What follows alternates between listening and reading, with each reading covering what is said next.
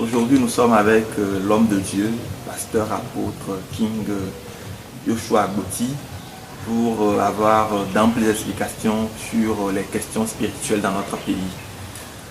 Homme de Dieu, bonjour. Bonjour, monsieur. Alors, la première question aujourd'hui, vous avez récemment dit dans une de vos émissions que le Seigneur va confier le Togo à un homme de Dieu, que le Seigneur va confier le Togo à quelqu'un qu'il a appelé lui-même. C'est ça. Est-ce que vous pouvez mieux nous expliquer cela? Vraiment, je remercie le Seigneur Dieu ce matin pour vraiment pour ce moment-là qu'il accorde à tout le peuple togolais de encore comprendre son plan, parce qu'un peuple sans vision, c'est un peuple sans frein. Donc, je remercie vraiment le Seigneur pour votre vie, pour la vie du peuple togolais, pour la vie de l'Église au Togo en général. Et je suis le pasteur King, je me présente, le pasteur King Yoshua Agboti.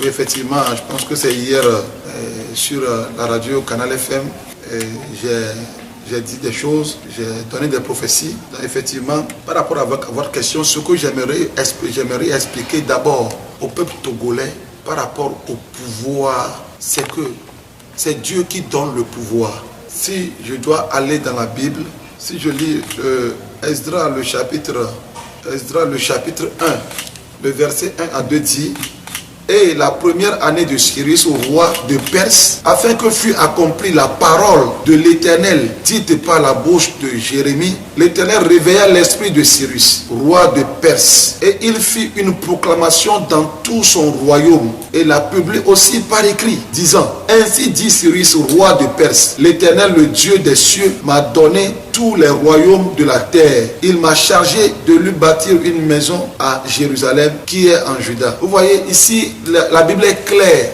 C'est un roi païen qui parle ici, pour le roi Cyrus. Il dit que le roi des cieux, le Dieu des cieux, l'Éternel lui a confié tous les royaumes de la terre. J'aimerais expliquer d'abord que c'est Dieu qui donne le pouvoir, le règne et la domination à un homme. C'est Dieu qui confère le pouvoir à un homme de dominer un peuple, de régner sur un peuple. Donc le pouvoir, ce n'est pas l'homme même qui détient de lui-même le pouvoir, non. Le pouvoir est donné par Dieu. Si tu dois aller encore dans les profondeurs, c'est que vous allez voir dans Daniel chapitre 2, Daniel dit dans le verset 20 ou bien 21 que tu es le Dieu qui change les circonstances. Tu es le Dieu qui établit les rois. Tu vois, donc c'est Dieu qui établit les rois. C'est Dieu qui confère le pouvoir à un homme. C'est Dieu qui détient le pouvoir. Vous voyez, donc comme dans Jérémie, je suis dans la parole de Dieu. Je vais vous expliquer tout ça avec la parole de Dieu. Comme dans Jérémie 27 aussi, Dieu a demandé à Jérémie de faire des liens et d'envoyer au roi de Sidon, le roi de Tyr, etc., de leur dire que voici, c'est lui le Dieu qui a créé la terre et les hommes. Il donne le pouvoir ou bien la terre là, à qui il veut. Donc c'est Dieu qui donne le pouvoir. C'est Dieu qui détient, il est le détenteur du pouvoir. Donc la question, je vais maintenant revenir à votre question. Dieu a décidé dans sa providence de confier ce peuple togolais afin à un homme de Dieu. C'est-à-dire, j'avais dit dans la prophétie que j'avais lue,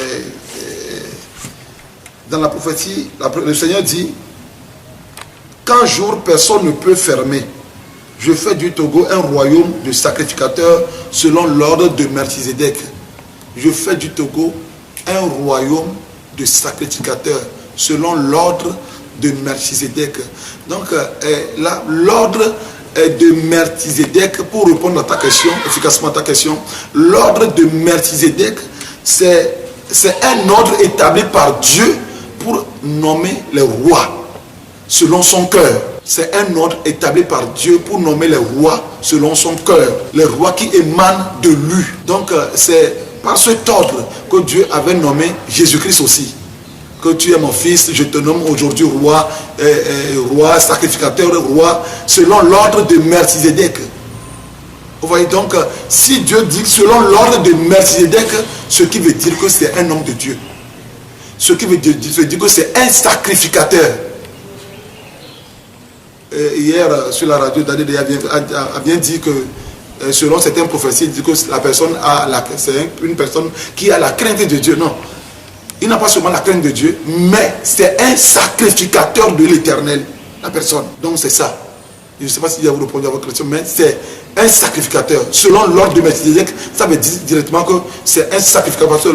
Melchizedek, c'est un roi. Il est roi. Son nom veut dire justice. Roi de justice. Hein? Et maintenant, il est sacrificateur du Dieu très haut. Il est sacrificateur à perpétuité du Dieu très haut. Donc, ce qui veut dire directement que la personne qui va diriger prochainement ce pays sera un sacrificateur de Dieu. Il sera un prêtre. Au-delà donc de cette information, mais pourquoi Dieu irait choisir un prêtre ou un sacrificateur quand on sait que notre pays regorge d'intellectuels, pas des moindres, sur différentes questions? Est-ce qu'un homme de Dieu est bien formé pour gouverner la chose publique? Vous savez, il y a quelque chose que vous devez comprendre au Togo.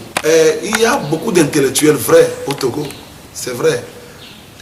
Mais la situation sociopolitique dans notre pays, depuis très longtemps, j'ai remarqué quelque chose, et c'est ce que Dieu aussi a dit, c'est que les Togolais n'ont pas une formation politique, n'ont pas reçu une formation politique. Aujourd'hui, depuis qu'il y a des opposants, il y a beaucoup d'opposants au Togo, oui, je le sais.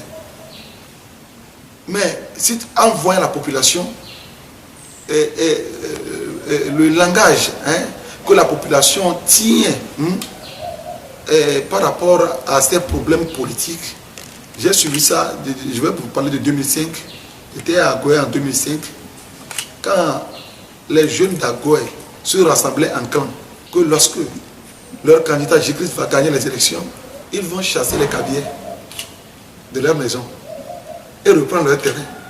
Ils vont reprendre leur terrain. Ils vont faire ça. Donc, tu vois la population, ils n'ont pas un langage politique, ils n'ont pas reçu une formation politique, non. C'est de la haine qu'ils nourrissent. Donc aujourd'hui, je vous dis, si le Seigneur, ou bien si ce pouvoir tombe dans les mains de quelqu'un, comme ça, ce sera un déluge au Togo, ce sera la guerre au Togo. Donc parce que ce peuple a tant nourri la haine. Aujourd'hui, regardez les Togolais, c'est la haine seulement. C'est la haine seulement. Donc Dieu, je pense que Dieu, dans sa providence, Dieu, il est le plus sage, il est la sagesse lui-même. Il a décidé de remettre ce Togo dans les mains de quelqu'un qui peut prôner la paix. La paix, qui peut amener la paix.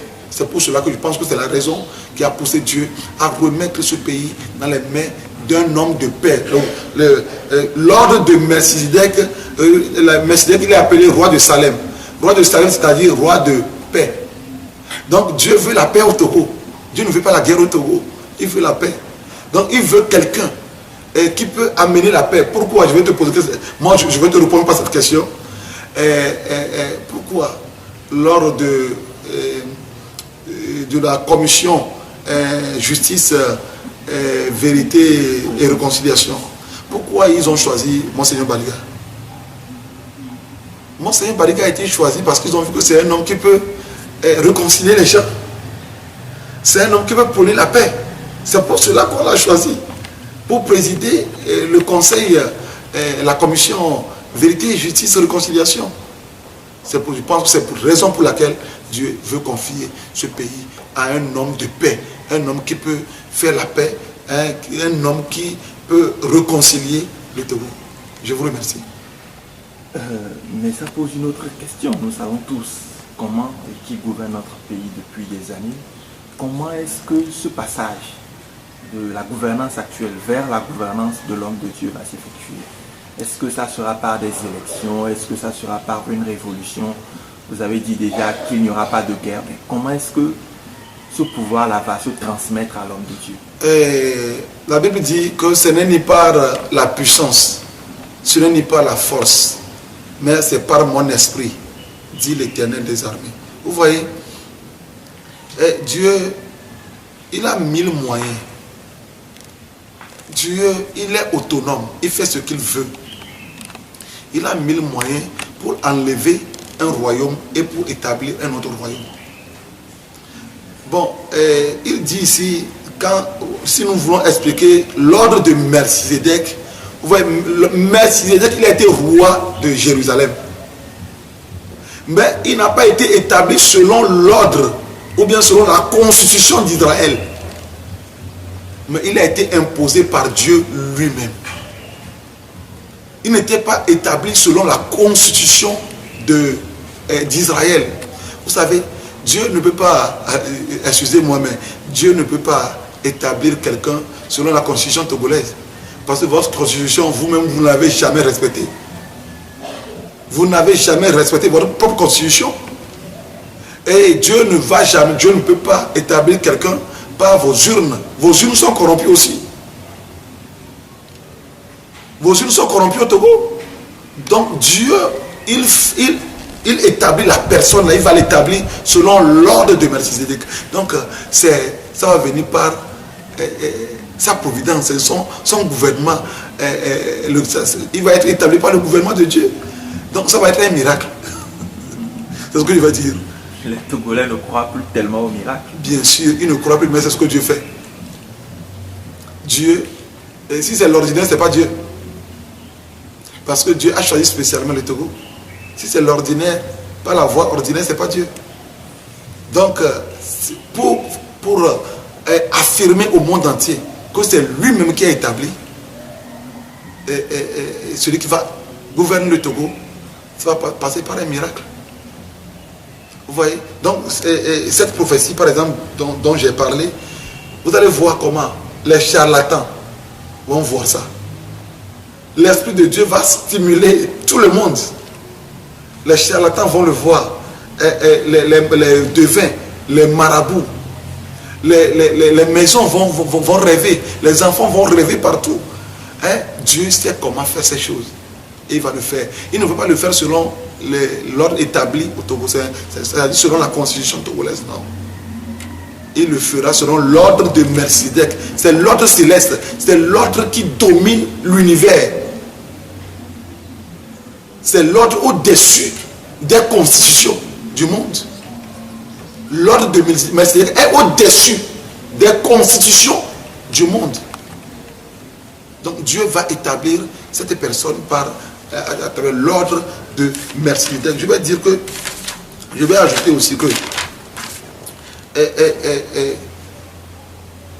par rapport à cette gouvernance, Dieu veut établir franchement la paix au Togo.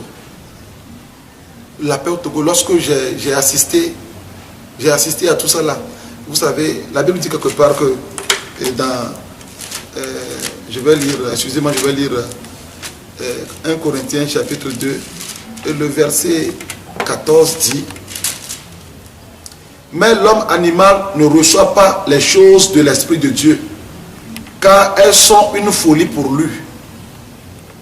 Il ne peut les connaître parce que c'est spirituellement qu'on en juge.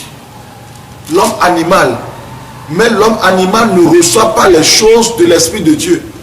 C'est que l'homme a l'état animal, c'est que l'homme charnel ne peut pas comprendre ce que je dis ici, que j'ai assisté moi-même dans le conseil de Dieu, et tout ce qui s'est passé. Donc cela s'est passé dans la paix là-bas.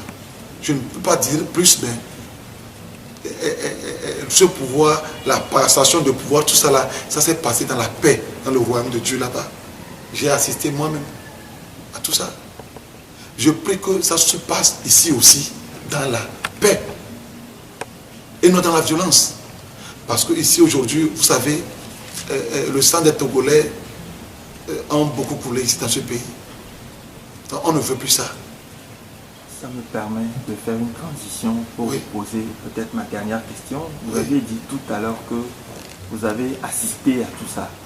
Vous aviez dit aussi dans une de vos émissions que vous avez assisté au Conseil de Dieu où le Togo a été choisi pour une grande destinée. Est-ce que vous pouvez nous expliquer ça? Oui, comme je vous l'ai toujours dit, Dieu a choisi le Togo. Vous savez, chaque pays avec sa destinée. Ou bien avec son destin établi par Dieu. Dieu a établi le Togo. Le Togo est différent du Bénin. Le Togo est différent du Ghana. Le Togo est différent de la Côte d'Ivoire. Le Togo est différent du Gabon. Vous savez, le 15 passé, je vais vous dire, le 15 passé, j'ai vu le ciel togolais, j'ai vu, Dieu m'a montré, il n'y avait que des anges dans le ciel togolais. Le 15, il n'y avait que des anges. Et ces anges étaient dans une position mystérieuse en train de donner gloire à Dieu. Mais j'étais effrayé moi-même en les voyant. Et du coup, j'ai vu un grand homme de Dieu qui est en train de faire des proclamations, ce que je suis en train de dire là, sur le Togo, des proclamations, un grand homme de Dieu dans le monde, il n'est pas togolais, des proclamations sur le Togo, tout ce que je viens de vous lire, sur les prophéties, l'homme de Dieu est en train de faire ces proclamations. Et j'ai demandé à Dieu, Seigneur, mais pourquoi ces anges? Le Seigneur me répond, ce sont ces anges-là qui vont introduire sa gloire au Togo. Et je lui ai dit, mais tu m'avais parlé de l'armée des cieux, qu'il y avait des gens déjà qui sont sur la terre togolaise, qui s'appelle armée des cieux. L'armée des cieux est là pour combattre tous ceux qui vont se lever contre sa parole. Et maintenant, ces gens que je suis en train de voir, ils vont amener la gloire de Dieu dans ce pays, sa gloire au Togo. Donc, c'est le temps de l'accomplissement de la prophétie. La prophétie, là, elle est prophétisée depuis 46. Oveno a prophétisé ça depuis 46 et d'autres prophètes ont relayé ça. Donc c'est l'accomplissement de la prophétie de Dieu, c'est l'accomplissement de la parole de Dieu. Ce n'est pas une affaire d'homme, ce n'est pas une affaire de personne, non, c'est Dieu qui a décidé, c'est Dieu lui-même qui a décidé de ta providence de mettre fin au royaume des esprits au Togo, parce que depuis Sylvanus Olympios, ce sont les esprits qui ont gouverné le Togo. Ce sont les esprits. Donc Dieu a décidé de mettre fin à la gouvernance des esprits au Togo. Et je l'ai déjà dit dans mes émissions passées, comment est-ce que la délivrance est passée, comment est-ce que nous avons prié, j'ai prié avec mon équipe pour la délivrance du Togo. Comment est-ce que les esprits ont déjà lâché le Togo. Les clés du Togo aujourd'hui ne se trouvent plus dans les mains des esprits mauvais, non. C'est surtout la reine du ciel. Et Ablo, Mamie Ablo, non. Les biens du Togo, les clés du Togo ne sont plus aujourd'hui dans les mains de Ablo ni de la reine du ciel. Le règne appartient désormais à notre Dieu au Togo. Donc ce que Dieu a décidé de faire, il le fera, il l'accomplira. Moi je suis sûr et certain, parce que moi-même j'avais assisté ça dans le royaume. J'avais dit la fois passée que j'étais dans le royaume, j'étais là, j'avais assisté à ce conseil. Et dans le conseil, il a été dit que tous les pays représentés seront bénis. Et j'étais là, je représentais le Togo, mais j'étais sale. J'étais sale, mes habits étaient déchirés, ma tête était sale, mes ongles étaient sales. Je ne comprenais pas pourquoi j'étais sale. Mais du coup, c'est l'esprit de l'éternel, c'est ce que l'homme animal ne peut pas comprendre. L'esprit de l'éternel qui gérait le conseil, il est venu, il a dit que non, que le Togo est exclu. Je me suis levé, je l'ai approché, mais pourquoi le Togo doit être exclu? Et l'esprit me dit, l'esprit de Dieu me dit que le Togo est riche, le Togo est bien, le Togo a de l'or, le Togo a le ciment. Il a commencé par m'énumérer les biens du Togo. Et je lui ai demandé, si le Togo est bien, regarde-moi. Regarde-moi. Et il m'a regardé doucement de la tête jusqu'aux pieds. Et il m'a dit, le Togo est retenu à cause de toi, parce que tu as plaidé pour le peuple. Tu as plaidé. Vraiment, et c'est après ça que j'ai demandé au Seigneur, pourquoi je suis si sale, pourquoi je suis tellement sale. Et il m'a répondu que spirituellement le Togo est représenté par un tas d'ordures. Spirituellement le Togo est représenté par un tas d'ordures. C'est pourquoi tu es sale. Donc le Togo, les Togolais ont souffert et continuent pas à souffrir. Il est temps. Il faut que le Seigneur délivre ce pays. C'est lui qui détient le pouvoir.